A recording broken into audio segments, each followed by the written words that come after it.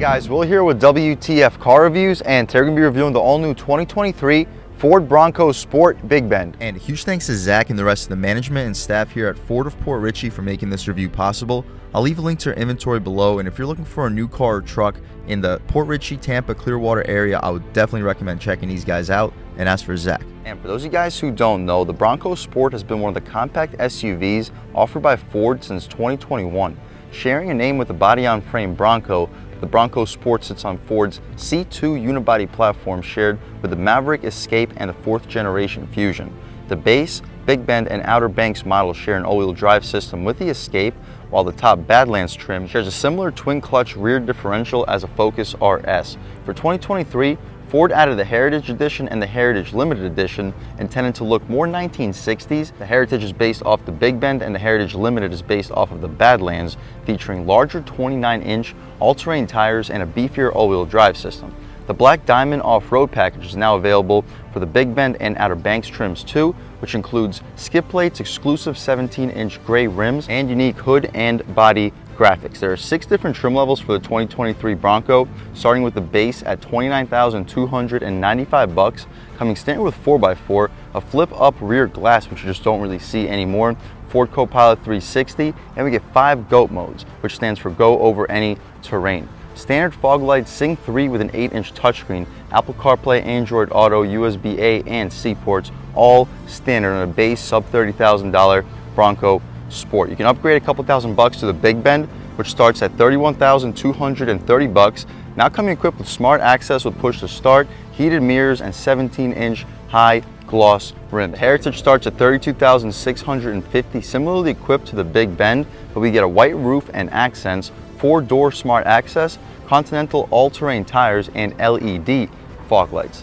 The Outer Banks starts at $35,650. That's the value trim. You get leather seats, a black roof, 18-inch black rims, remote start, leather heated steering wheel, and a 110-volt AC outlet. The Badlands was last year's top-of-the-line off-road Bronco Sport, starting at $37,340, coming standard with a 2-liter turbo, which cranks out 245 horsepower, a twin-clutch rear differential, front 180-degree camera, skid plates, off-road suspension, all-terrain tires, tow hooks up front, Ford Trail Control, and 7 GOAT modes compared to the previous model's 5.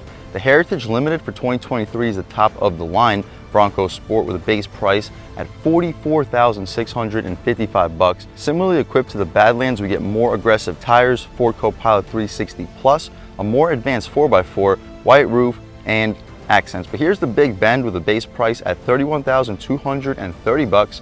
What else do we get for that money? Let's jump right in. So up front, you notice your typical Bronco Sport styling. The front end looks a little bit similar to the regular Bronco, but that's really where the similarities end. White Bronco badging, LED headlights, and we get fog lights down below. They're not LEDs, but the top trims do get LED fog lights. I'm liking this paint color. The hood has nice lines which help you direct the wheels on the road. LED daytime running strip for the outside portion of the projector and for the center. The wheel and tire setup, we get these pretty aggressive Bronco style 17-inch rims wrapped in Continental Pro Contact all-season tires, not the all-terrains. The higher trims do get all-terrains, but the dimensions for these Pro Contacts are 255/65 R17. So the 65 series sidewall should help the ride quality quite a bit.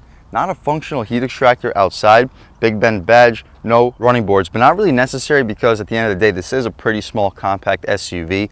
Blacked out folding side mirror with blind spot monitoring on the glass. The glass fills up most of the frame. Black trim for the window trim, blacked out B-pillar and C-pillar, blacked out A-pillar. I kind of wish they blacked out the whole roof, but we get that for the higher trims, blacked out roof rails. Hopefully you can pick up your moon roof right up top.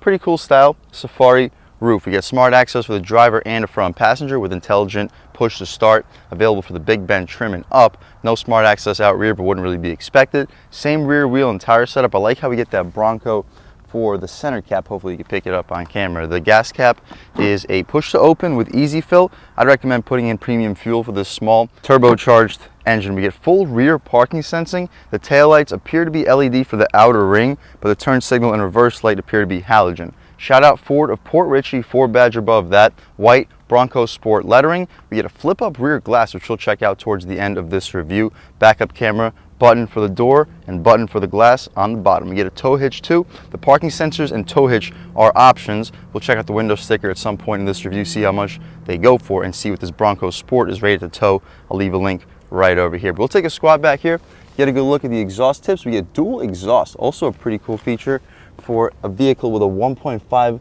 liter turbocharged 3-cylinder. But speaking of the exhaust, let's fire up this 1.5 turbo and hear how she sounds.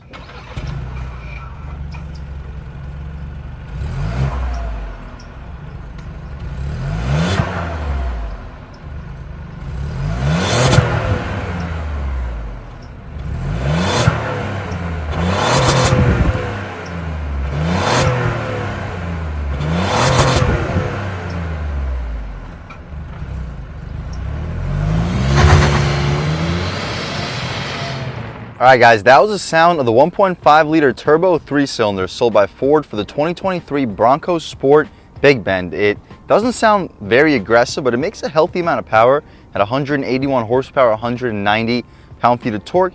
Enough to get this Bronco Sport to 60 around 8.5 seconds, so certainly not the quickest. If you want more power, you can upgrade to the 2-liter turbo, available for the higher trims, which crank out 245 horsepower, 277 pound-feet of torque, enough to get the SUV to 60 in the low to mid 6-second range. But the 1.5 3-cylinder can get between 25 and 28 miles per gallon.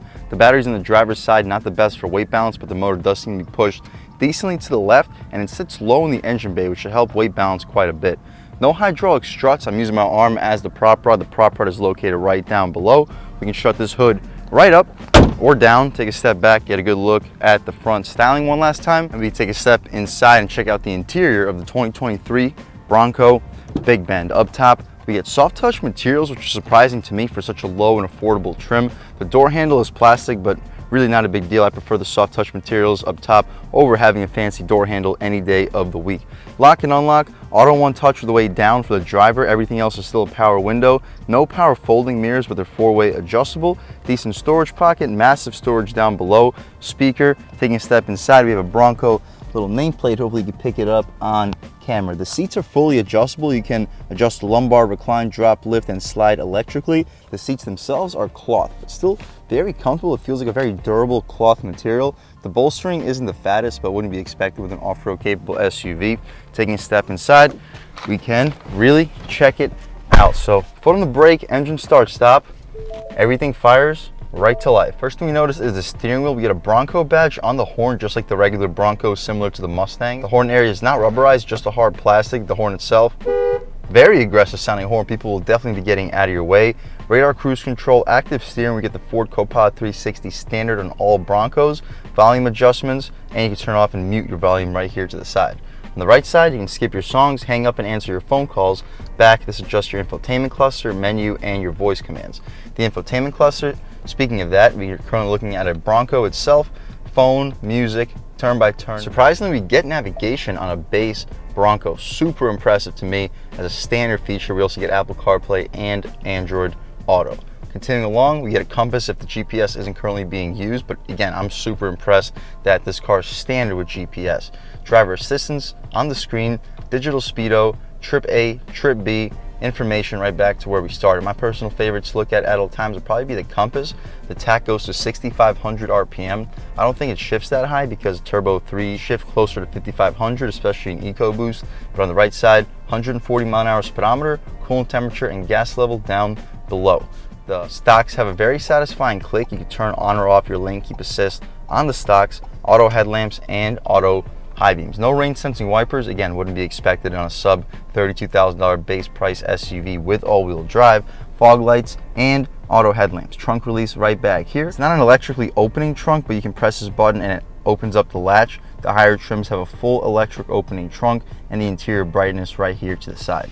Tilt and telescoping steering wheel, the latch is right here towards the side of it. The front part of the dashboard is hard plastic, but the middle portion is that same rubberized vinyl that we get for the upper part of the door panel. I kind of wish this material was continued for the front because you're more likely to touch the front of the dashboard compared to the back, but it's still nice to have some high quality materials there, so still thumbs up. The touchscreen, it's 8 inches with Sync 3 We can take a look at the map. The response is fantastic. Just like an iPhone, this is one of the best Sync 3 touchscreens that I've experienced. It's not as good as a Sync 4, but still a huge thumbs up for a base, well, not a base, but a pretty much base Bronco Sport Big Bend. We have audio, phone, navigation, apps, Apple CarPlay and Android Auto, settings, sound. You can see everything that we have available.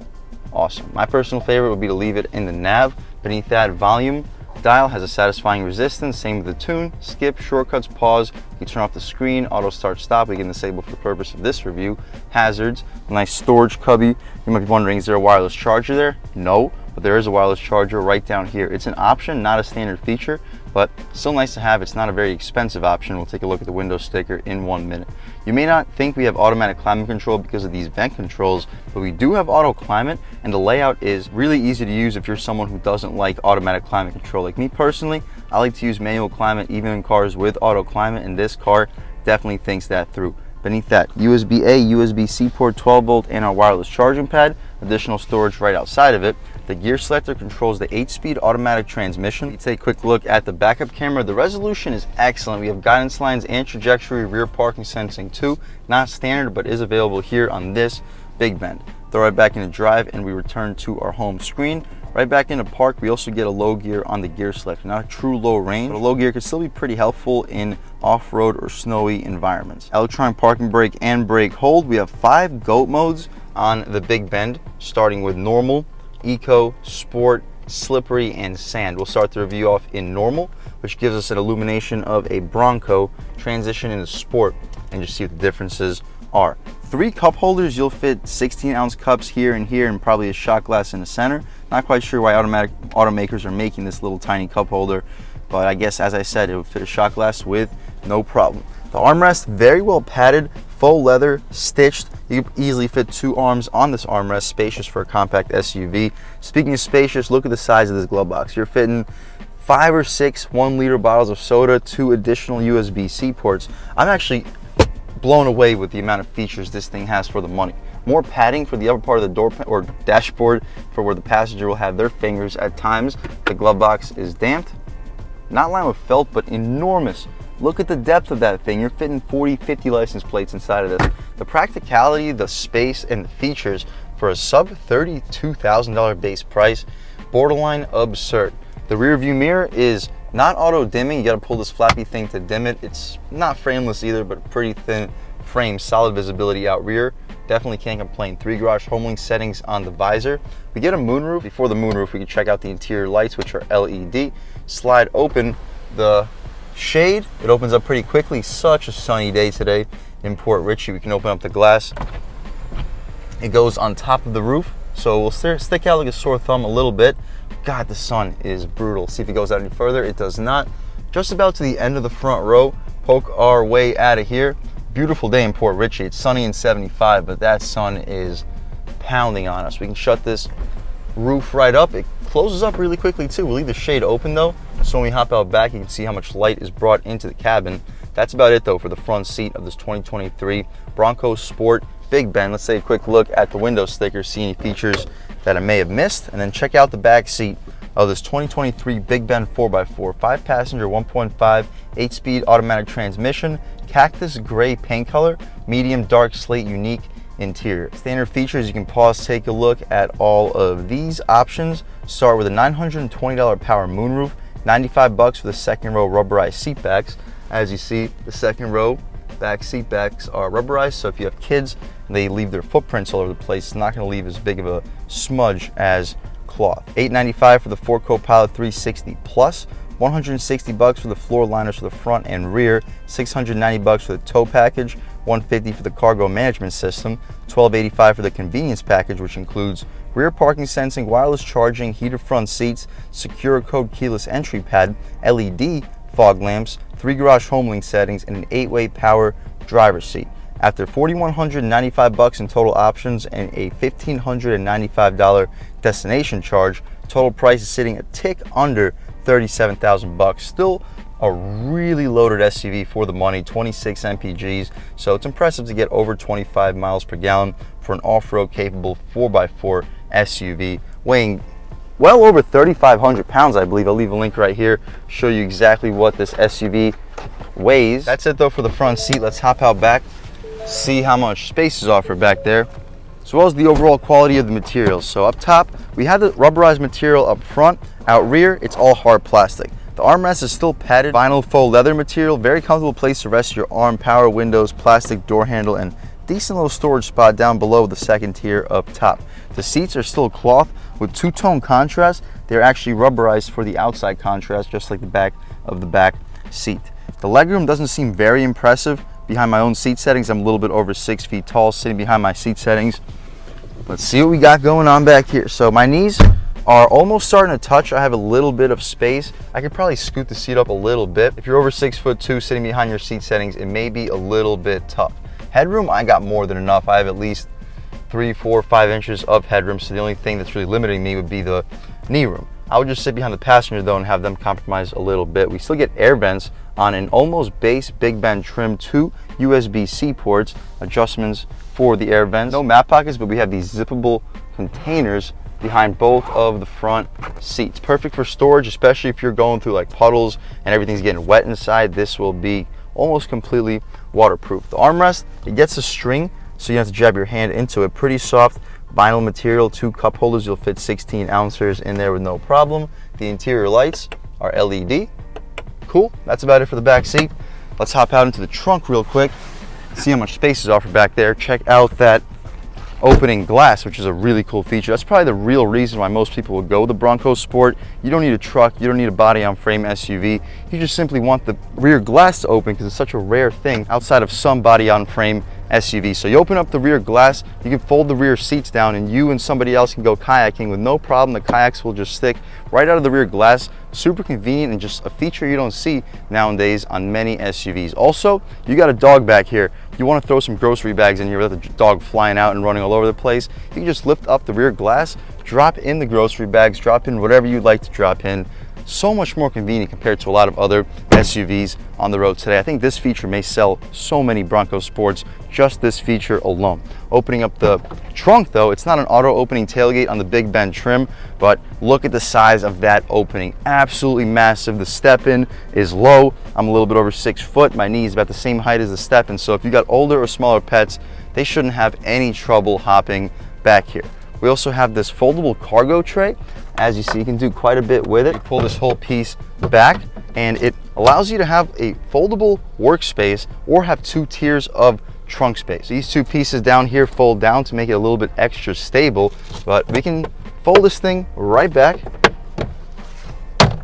and take a quick look at the rest of the trunk. This piece back here does not pop up again. I'll try to move these floor mats out of the way, give you an idea of the overall trunk space. Secret storage, we'll see what we got going on down here. Just a spare tire, but hopefully you can pick up what's going on for the cargo space. Very spacious SUV. I don't think it's quite as spacious as an Escape, but I think it's more pet friendly. So if you have pets, if you're more of an outdoorsy kind of person, this is well worth it over the Escape. And we have latches to fold down the rear seats. You fold the rear seats down, I'd expect you to fit a 65-70 inch TV back here with no problem, and we get an additional 12 volt back here for the cargo space. That's about it. We can shut this trunk right up, take a step back, walk around this 2023 Bronco Sport Big Bend one more time. I really like this paint color with the black accents for the wheels, well, gray accents for the wheels, black accents for the pillars, roof rails, and just the overall trim around the windows. I really like the styling. The interior is absolutely loaded with features for the price point. As far as performance, let's take it out for a drive and see what it's got. All right guys, now we're just about seeing everything we need to see with the inside and outside of the 2023 Bronco Sport Big Bend. Let's take it out for a drive. The first thing I notice, the throttle response is surprisingly good for something with only 3 cylinders and a curb weight of like 3,500 pounds. I wasn't expecting it to respond as good with the throttle. And down low, when I was just getting into this abandoned little parking lot, the torque felt really good. We'll test that out once we step out onto this road. Ooh, you definitely feel the bumps a little bit, but you probably feel these massive bumps even in a regular Bronco.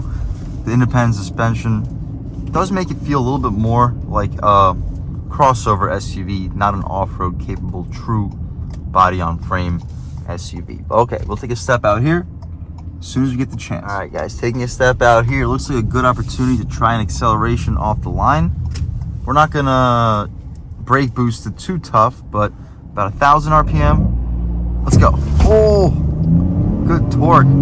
But yeah, after the torque, not a whole lot.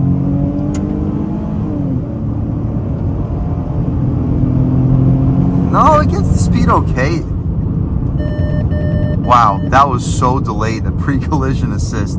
But throwing it in faster than we should, yeah, not the most confidence inspiring, but better than a regular Bronco. The steering doesn't feel amazing, but it feels okay. Predictable. The brakes feel really good. As soon as you start leaning into that brake pedal, this vehicle is slowing down. We'll test out the speed bump. Ride quality, pretty good. Comparable to like a Ford truck, Ford Explorer. Definitely not a whole lot worse. Turning radius should be really good because it's a Bronco Sport. Really sharp. Basically just as sharp as a regular off-road body on frame Bronco. Nice. We'll take another step out here. Try out some of these GOAT modes. What do we got? Sport mode. We'll see how it is in sport. Take a step out here. We're not gonna take one off the line. The steering immediately gets heavier. On the gas. Ooh. Shifts feel quicker. We're shifting at like 6,300. Throwing it in faster than we should. The body roll stays limited. Good power. It's not going to feel as quick as the 2-liter turbo, of course. I hope you don't expect it to. But for a 1.5-liter 4-cylinder, this thing's got a little bit of pep. I wouldn't be surprised if with a good launch, you can get this thing to 60 around 8 seconds, if not quicker. And just cruising along, the Continental tires do a good job of keeping everything quiet. Partial throttle in sport mode. Picks up speed well. I'm not gonna call it a powerhouse, but it picks up speed very well. You're not gonna be fishing for power for daily driving. Yes, if you're trying to hop on to a highway and you want to pass like 4 or 5 cars before you get onto the highway, this is probably not the SUV for you. Not a whole lot of top end, but for daily driving, you want to take it off the line, you need to pass somebody to get to an exit. This motor has plenty of get up and go for those situations. In sport mode though, just cruising along at 35 miles an hour, we're turning like 2,600 RPM or like 2,400 RPM. So we're sitting in like 3rd, 4th gear in sport mode, whereas in normal mode, it'll or upshift us to like 5th, 6th, maybe even 7th. We'll take it out of sport because even in sport, it doesn't feel a whole lot quicker. The shifts may feel a little bit snappier, throttle response a little bit stronger, but outside of that, really not a whole lot different. All right, guys, taking a step out here, we'll lean into it a little bit more on the gas.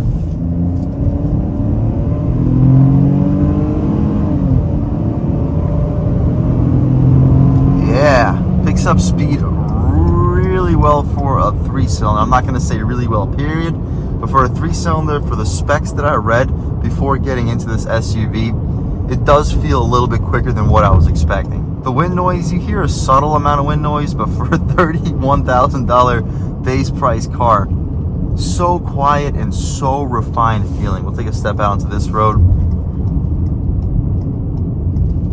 Throw it in a little bit quicker than we should, assuming that these guys have a red light. They do. Throwing it in. Nice, okay. Turn. Boom. I think the traction control actually kicked in over there. Do these little tight twisties. Body roll stays limited. Throwing it in way quicker than we should. Oh, yeah, a little bit of body roll. I think I heard a little bit of chirp in the tires, but remember, this is a Bronco Sport. It is a vehicle that you could take off-road. You have all-wheel drive standard. This is a great car for the money. One more time, we'll try an acceleration in normal mode, 2nd gear on the gas. Good pull.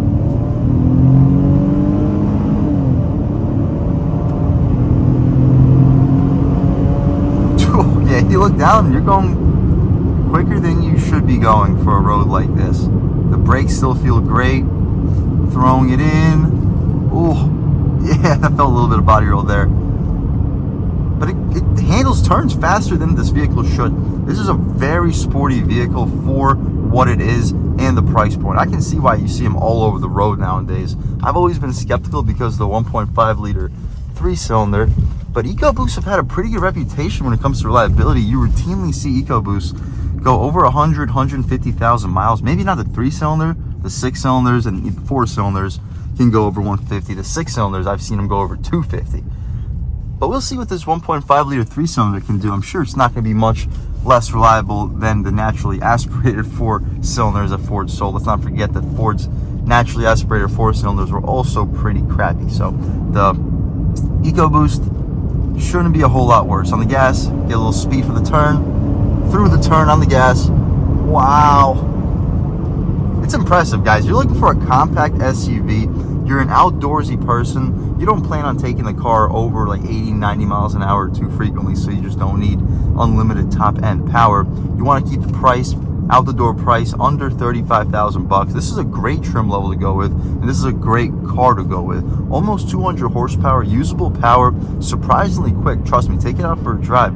You're not going to be fishing for power nearly as bad as you think you would with a 3-cylinder engine. Standard navigation, not just Apple CarPlay, Android Auto, navigation, Sync 3, and we get Apple CarPlay, Android Auto with an 8-inch touchscreen. GOAT modes, all-wheel drive standard, and that opening rear glass, that thing should just sell this SUV itself. Truly loaded with features, fantastically capable, and personally, I love the way it looks. If you're looking for a compact SUV that you can take off-road, that will be loaded with features for a base price under $35,000, this is probably the best way to go. And big thanks to Zach at Ford of Port Richey for helping make this review possible. I'll leave a link to their inventory below, and if you're looking for a new car, SUV, or truck in the Tampa, Clearwater, Port Richey area, I would definitely recommend checking these guys out. And as for Zach, and huge thanks to all of you for watching. I had a great time making this video. If you're new to the channel, please subscribe. If you've already subscribed, thank you so much. You guys know the channel is just not possible without you, and I really appreciate the constant support. But again, if you haven't subscribed yet, please subscribe. Leave a like too. It really helps me out the YouTube algorithm. That's how these videos get promoted to new people. Leave a comment. Let me know what you like. Let me know what you don't like. Leave a comment. Let me know if there's any specific cars, SUVs, or trucks you'd like to see reviewed on this channel, and I'll definitely try getting those videos for you ASAP. But other than that, again, thank you guys so much for watching, and I hope all of you have a great day.